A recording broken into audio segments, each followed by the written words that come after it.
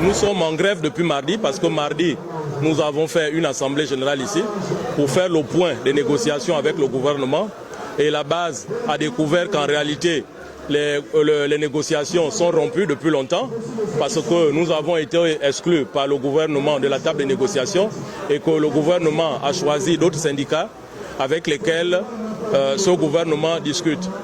Et nous avons aussi remarqué que sur la régularisation des situations administratives, le gouvernement n'a pas fait ce que le président de la République a demandé de faire. C'était de régulariser les situations administratives de tous les agents. En priorité, les sorties d'école et les présalariés. Nous avons remarqué qu'aujourd'hui, beaucoup de présalariés restent sans solde et beaucoup de sorties d'école, notamment les promotions 2007, les promotions 27 et 28 de l'EPCA. Et nous avons fustigé ce fait. Et lorsque nous avons fait l'Assemblée générale du mardi, il y avait une rumeur qui courait qui disait que le gouvernement s'apprêtait à nous faire connaître une quatrième décote. Mais nous ne connaissions pas le pourcentage. Et malheureusement, ce que nous craignons est arrivé vendredi. Le gouvernement nous a fait à nouveau une décote de 64%. 64%, je vous dis qu'il y a des personnels, par exemple, qui ont 60 000 francs. 60 000 francs, lorsque vous arrivez à 64%, il ne reste plus grand-chose. Nous avons des collègues qui ont touché 14 000 en banque. Et nous pensons que ce n'est pas normal. Parce que nous pensons que ce qui est fait pour nous, sans nous, est fait contre nous. Et nous venons d'avoir le témoignage, nous venons d'avoir l'exemple. Et pour se prévenir de cela, nous avons demandé à notre base de venir aujourd'hui, donc lundi, pour une grande assemblée générale de mise au point. Parce que nous avons décrété une grève de 3 jours. Et là, tout à l'heure, nous allons demander à l'Assemblée générale de voter pour savoir s'il faut que cette grève soit reconduite ou bien qu'elle cesse. Vendredi dernier, nous avons été appelés par le secrétaire général du ministère du Budget pour une concertation. Nous sommes allés, puisque nous sommes des Bantous, on dit on ne refuse pas l'appel, on refuse ce qu'il y a derrière l'appel. Et à cette réunion, à notre grande surprise, il y avait la présence du directeur de cabinet du ministre du Budget. Il y avait la présence du conseiller en communication du ministre du Budget et la présence des 2 secrétaires généraux. Ils nous ont fait comprendre qu'ils nous avaient appelés, c'est parce qu'ils avaient vu que depuis mardi, il y avait un mouvement au niveau du ministère. Et ils voulaient en savoir plus. Et j'ai expliqué à mes hôtes ce que je viens de vous dire.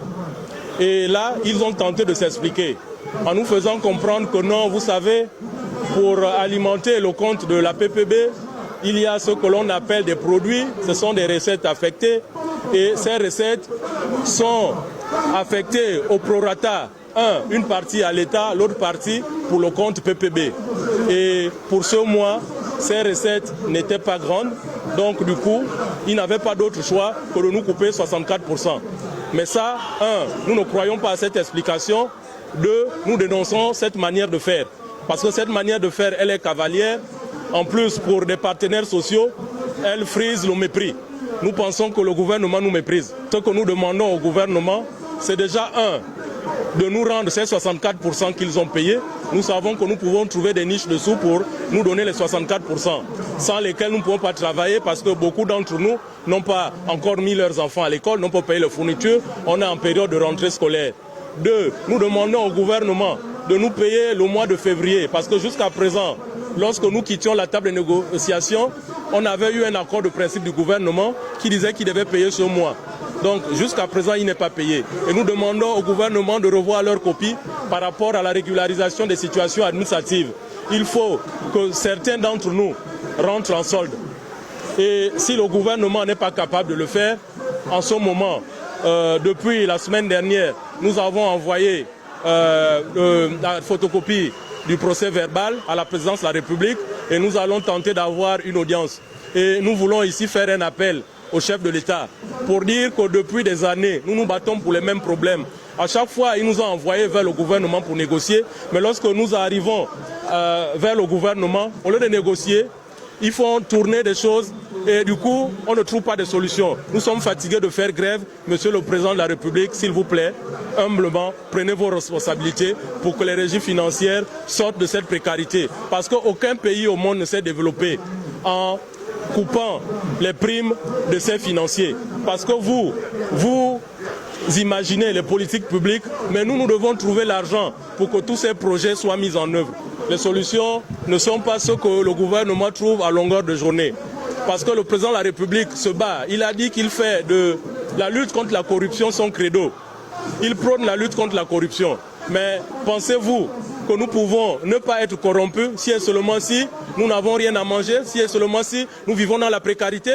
Sachant qu'en réalité, cet intéressement, cette prime nous a été donnée par le monde, c'est pour nous éloigner de cette corruption. Parce que nous faisons un boulot très sensible, nous gérons les deniers publics et pour gérer les deniers publics, il ne faut pas avoir faim.